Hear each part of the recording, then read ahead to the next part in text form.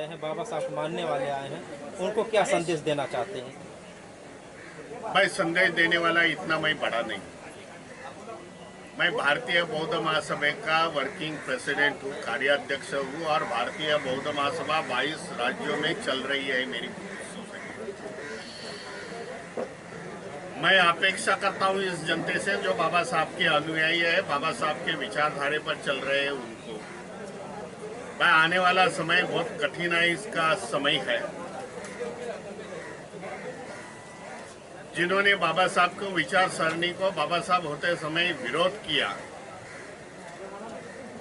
बाबा साहब की क्रांति दबाने का प्रयत्न हुआ, उस समय की विचारधारा आज इस देश में कार्यरत है, देश में राज्य करती हुई है, सेंट्रल में और स्टेट में। और ये विचारधारा जो अंबेडकर मूवमेंट चल रही है, बाबा साहब के विचारों पर जो समाज चल रहा है, बुद्धिस्ट है, शेड्यूल कास्ट, शेड्यूल ट्राइब है, ओबीसी है, उनको पीछे लाने की, वो क्रांति को पीछे लाने की कोशिश आज चल रही है। इसके कई उदाहरण हैं। इसके लिए मैं समझता हूं आने वाला समय काफी कठिनाई का है।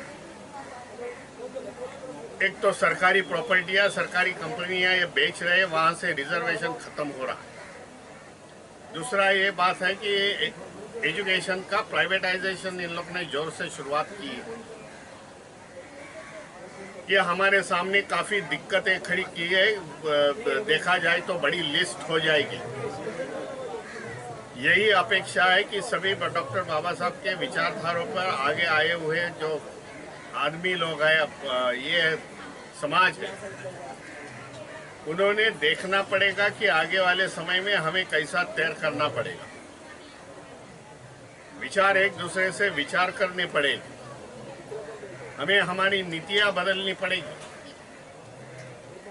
हमारा जो स्कोप है उसको ब्रॉड करना पड़ेगा, जो समाज सीमित है उसको बड़ा करना पड़ेगा, ओबीसी इसके साथ लेना पड़ेगा, धम्म चळवळ के साथ, राजनीति समाज नीति के साथ।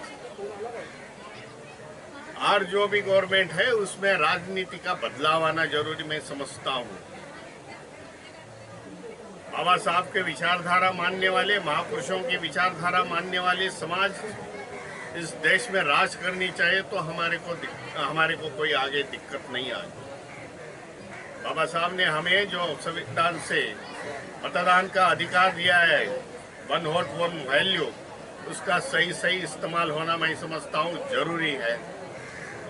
समाज में जो पढ़े लिखे लोग हैं, समाज में सरकारी नौकरियां प्राप्त की है, उनसे मैं अपील करना चाहता हूं कि उन्होंने अपना समय समाज के उत्थान के लिए देना जरूरी समझता हूं। यही मेरी इच्छा है। नमो बुद्धाय, जय हिंद।